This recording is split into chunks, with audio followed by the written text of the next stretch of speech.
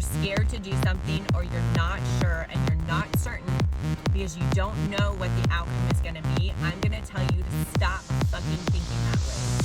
Start thinking of what is coming in to your brain, into your mind, that vision that you see, even if it's crazy, even if it's scary, even if it's uncertain, and do it. Just full throttle, go through it, do it, manifest that shit, don't look back, and keep on going. Because the thing is that is what's going to segregate you from the rest of this world out there.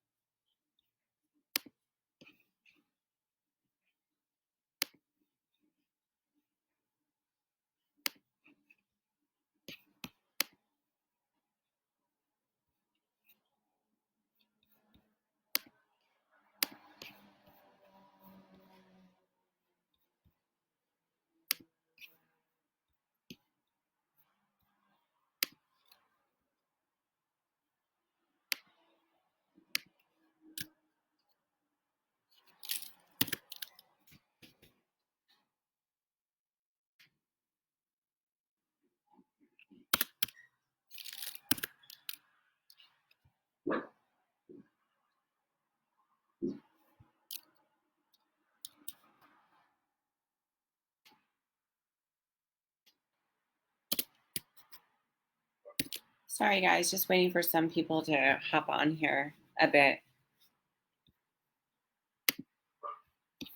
Was having a bit of an issue this morning with the computer. So anyway, all right, so let's hop on and I'll just go ahead and talk, and whoever wants to listen later can pop on and listen. I really wanted to go over today question and answers that I get all the time for skincare. So I wanted to start with just a basic rundown on skincare, because I know I get these questions quite a bit, and they're really beneficial questions that are super simple. So the virtual talk that I wanted to discuss today, and I have this written down on here, is how often should you be exfoliating? Hello, love. So it really depends on your skin as how often you should be exfoliating. If you have oily skin, that means that your oil production is constantly producing and you're getting the buildup on your skin. So you probably honestly should be exfoliating anywhere from 2 to 3 times a week. Now with men, they tend to have thicker skin, but the great thing with men is that they shave. So with shaving, you already are exfoliating on a daily or everyday basis. So it makes it super beneficial. My take on exfoliation is sometimes you can do a gritty one to get through just a little bit, but be very simple because your skin is very delicate. So if you're sitting there constantly exfoliating, you're ripping your pores and your cells, and it's causing more damage to the skin, which causes inflammation, which then causes the aging process even more. So you really want to look at a product that has an enzyme. And an enzyme can be like a fruit enzyme. That's what I love, like papaya, fruit acids, things like that. And with those, they sit on the surface of the skin and they act like little Pac-Man. And they go in and they eat all those dead cells out, or the dead skin on the surface, to get fresh, new skin to the surface. Now, a lot of times when people have like folliculitis under the chin, you do have to constantly like manually exfoliate a little bit, because those hairs grow in and they kind of round about, and you need to exfoliate the top so they poke up and then they can come out. So exfoliation, usually I tell my clients no more than 2 to 3 times a week. Now, if they're super dry, I actually try to get them not to exfoliate too much, because it will actually dry their skin out even more. So the next question that I really wanted to go over is, do you need different products morning versus evening? And yes, you do. I mean, it's catch-22 depending on your skin, but yes, you should be using 2 different products. products in the morning that I really push are your antioxidants, your vitamin C's, because they work to actually protect your cell. So say this is your cell. It works to protect the cell so that way when the sun rays hit, or the toxins in our environment or whatever hit, it can repel a little bit more, and it can keep that structure better without, say the sun hits it and you don't have anything to protect it, it can actually restructure your DNA of how your cells are. And that's how you get all those little baby cancerous cells, growths, things like that in your skin. So beneficial in the morning, you should definitely be doing an antioxidant, a vitamin C, a DNA repair, something like that, for instance. I carry a derm repair, which I love because it has your vitamin C in there, but it also has DNA repair. So it will help to repair your DNA damage. So the derm repair, you think this is your superficial layer, and then your layers underneath your skin, right? Go down. So the derm repair actually goes in and it helps to repair underneath of what's going on with that structure of the DNA. And so it helps turn around. I mean, I can't say it gets rid of cancer cells, but the scientific backing behind it is it actually does help with cancer cells to rejuvenate them. And get them, it kind of like goes in and eats it up like Pac-Man. So you get healthier cells. So you always want to do that. And in the morning, you always want to have a sunscreen with UVA and UVB. I can't reiterate that enough. I really push that constantly. In my men's line, it's basic. I don't have them on an antioxidant in the morning, even though they should be, just because they don't want to do that much. They want something super simple. So it's a cleanser and a sunscreen. Now at nighttime is your repair time.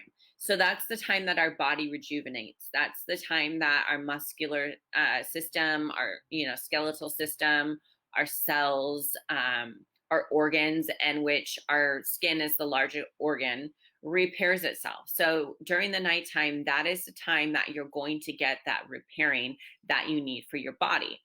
So for any instance, people that don't like to clean their skin, or it's a big havoc and they don't do it at night, that is, I try to push those people to not wash in the morning and wash at night instead, because nighttime is so crucial. Nighttime is your reparative for your skin. So what I believe you should be doing, from my education and research of what I've been doing for years, is you need to alternate products at nighttime. So a lot of times at nighttime, I will do my derm repair in the morning because that's my antioxidants, my vitamin C's, helps with free radical sun damage. And then at nighttime, I use my growth factors. And then I alternate my growth factors with my retinols, which is a retina hydrate that I do. I don't like retinols on a long-term basis. The retinols, meaning the retinols that you get from your doctor, the vitamin A's, things like that, because it breaks down the tissue of your skin for longevity-wise. That causes aging. So nighttime, I do my growth factors. Now, the reason behind growth factors is you hear a lot of competitors, or you hear a lot, especially now with natural ingredients and people taking care of their bodies and their vitamins and vitamin infusions and all that. People are doing growth hormone, right? It's almost the same thing. Or you think of stem cell, right? So a lot of people are doing stem cell. So growth factors are from a source of the stem cell. Now, stem cells are unstable, so we can't put them on our skin. Stem cells have to stay in a freezer to contain what they need to. So that's why people inject them right away with them being frozen, because the stem cells are still working properly. So growth factors come from stem cells, but it's like they go in and they encapsulate what they can if in the growth factors that are like baby stem or baby, how do I say that? They go in and grab what is in the stem cell, which is like the baby growth factors. And the growth factors that I carry are actually human growth factors. So you're actually getting legit growth factors in your products. The really great thing about the growth factors is that underneath the tissues of our skin, we are doing, our fibroblasts are going, our growth factors, that's what gets us plumped up. So you think of a baby's skin. Baby skin is nice and plump, it's rejuvenated, it's that nice collagen that's going on in the skin. Those growth factors help us as we age to actually get that stimulation again. Now, you need to be careful on what growth factors you get, because the growth factor molecule it can be pretty large. So sometimes they will not penetrate in the skin properly. So that's why, people are getting them injected into the skin and they're doing things like that. Now, our growth factors, the way that they're structured, they will penetrate the skin, but you can't put anything on before you put the growth factor on. So the growth factor is coming out. It's not live yet on my line. It should be out within about 2 to 3 weeks. And that is going to be on the women's line, but honestly, it's fine for men to use as well. I just know men tend to want just basic shit for their skin, make it easy. So the growth factors will be live in about 3 weeks, and that's fabulous product. So at nighttime, I think less is better for your skin, because your skin can only absorb so much product. So you're going to clean, then you're going to put your growth factor on, and then or your eye serum, and then go to bed. That's what I'm going to do. So sorry, I had somebody message me. So growth factor always first, nothing else, because the growth factor will not penetrate into the tissues of the skin. Okay. So you're going to clean, then you use your growth factor at night. I alternate, just like anything else in your body. Your body gets accustomed to things, so it's nice to alternate. And the reason why I like the retinol hydrate that we use is that it's a hydration retinol. It's not a retinol that's going to thin your skin out, that is out there like the vitamin A's on the market.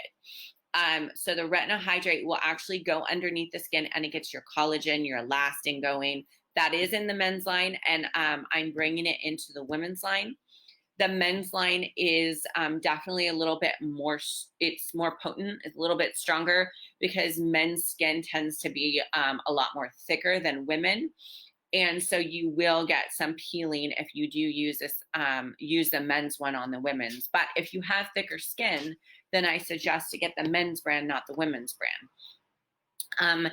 And it gives you about 1,000 times more collagen production in your skin to get those stimulations going. But I'm not here to push the products. I'm just explaining. So at night, you would probably be doing a growth factor, and then you would be doing some sort of a retinol hydrate, which is a retinol form. Those are the two things that I tend to push back and forth with. They're really great for your skin, especially with anti-aging and getting to a certain age. Now, it's different for somebody who is adolescent dealing with acne or anything like that. That's something completely different than what we need to be doing as we age.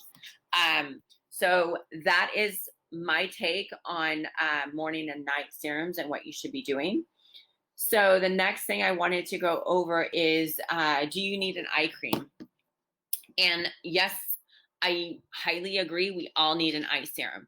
The reason behind that is you want to be particular, because a lot of eye serums that are on the market, they're not going to be penetrating that skin. The molecule's too big. And a lot of times, if it's a moisture, like a cream, or if it's a gel form, depending, the molecule cannot penetrate into the skin. So you're getting a product that will go superficial, which will hydrate the skin, but it's not going to get underneath to actually help your skin repair itself. Sorry, my dog is going to be driving me crazy because he has to go to the bathroom. See, Duke? He's a big pain. Go then. You have to go outside. Go. So I'm going to go over your tissues on your eyes. So our eye area, our neck area, and our chest area are the thinnest skin that we have. And those are when we start getting the signs of aging first. So a lot of times you're going to notice more of it right through here, your neck and your chest. I'm having a podcast coming out pretty soon. I just did it last Thursday, so I don't know exactly if it's this week or next week coming out, but it's on face mapping, which is really super cool because it goes over and describes the issues that you're having with your skin in the areas that you're having on your face and what that means within your whole body. An eye area is huge. It's a huge indicator of what's going on internally. But as far as an eye serum, you want something that is going to go in and actually make a difference. Our eye serum has a niacinamide in it. Now, a niacinamide is going to go in, and it's just like if you take niacin, like say if you're going to be going and working out, you want that flush, that blood flow going, the oxygen, it gets everything kind of into your skin ramped up. You work out, your muscles work better, they repair faster. It's the same thing with the skin products and the skin ingredients. So the niacinamide acts as the niacin. It's the same thing, but a different form for our skin. And it gets that blood flow going. So when you put that on, you're going to actually notice a tingling in the eye area. And it's going to get that product in there deeper, and it's going to get it working, and it's going to get the blood flow going. Because our eye area, since it's thinner skin, people tend to get more vascular through here. So a lot of times, they might look like they have bags going on. And that just means that a lot of times your veins are up on the surface higher. And it could just be from sodium, lack of water, lack of sleep. That's why some days you look better than other days. It just depends. So again, I always believe you need an eye serum. Sometimes I do take my eye serum, I put it on my neck and chest on top of it, because it's a great form for those thinner tissue skin.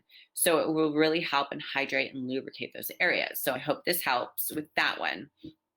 The next question I get a lot is, can you use day cream at night versus daytime, or your day cream at night, whichever? Yes, you can. I am not an advocate for moisturizers, which if you want to check out my podcast, is super beneficial. The reason why I don't believe in moisturizers and what they do to the bottom layer of your skin, and how your cells cannot speak and talk to each other properly.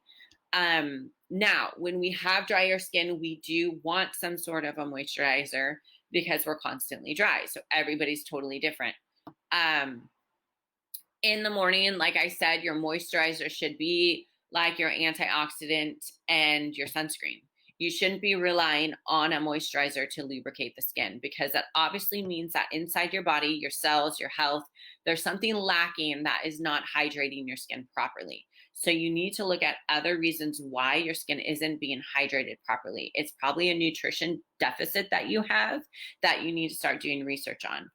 Now, nighttime, again, like I went over, you should be doing like a stem cell, a retinol, or some sort of a rejuvenation treatment on your skin to get that anti-aging property, or to help with acne, or help with hyperpigmentation. Whatever your issues are, that's what you should be really targeting on. So say you have really dry skin, I don't think it really matters which moisturizer you want to use. Now, if your moisturizer in the day has a sunscreen in it and that's why you're using it, then I suggest you use that in the morning and use something else at nighttime. So I do think it's kind of like a mixed situation depending on what you want to do. But those are my suggestions, and that's my knowledge of going forth. Now, I am also really excited because I am doing some research on collagen proteins that are going out on the market. And if you guys know me very well, I'm an ingredient junkie. So I mean, my boyfriend, for instance, this morning just said, "What the shit? I mean, look at our closet is filled with supplements." And it's because I'm intrigued by all that. I love the education behind it. I love what it does to our bodies. I love learning different things. And so I'm noticing that a lot more people are asking questions about certain supplements and education and collagen and supplements that I do internally and why I do them, and the health that it has for my skin. So I'm going to start doing some question and answers on those type of things, as well as skincare ingredients, and going a little depth. So definitely DM me if you guys have questions about anything that bothers you, or that you want to know a little bit more about. I'm really excited because I'm working today on the collagen supplements, and I should be posting that hopefully by tonight, if not tomorrow morning. And then I'm also going to do a really good video on it to go with that as well. Also, I've been asked to do a lot of like my little recipes that I put together, which are not super, I mean, I'm not a cook by any means, but I put little fun recipes together that I do that are super quick, easy, healthy, and adequate protein. You get your macros with it. So I've been starting to do that too. So you can check that out. I think it's linked on my Facebook page. If not, just DM me and I'll forward it to you. But I've been working on that as well. So just the reason why I do this is I really want you guys to get the education and knowledge, because a lot of times we all don't have it. So from pretty much 5 years of competing and doing my research, educating myself on supplements and products and what I'm putting into my body, I have a wealth of knowledge of what things do to us and for us. And so I really want to start sharing that with you, because I think that's really important. And as we all know now, going forward, you can't just hear hearsay and know it's the truth. So you really need to do your research and your backing for yourself to know exactly what you're putting in your body, what you're doing, and if it's causing damage or not. So the main key out of everything is, if you feel like you have inflammation popping up in your skin, if you're getting rashes, if you're getting eczema, if you're getting acne, hyperpigmentation, melasma, whatever it may be, that means that your body has inflammation, which means that you are aging faster. So those are the key things that you need to watch out for. But other than that, I hope you guys enjoy and get some great knowledge, and have a good weekend.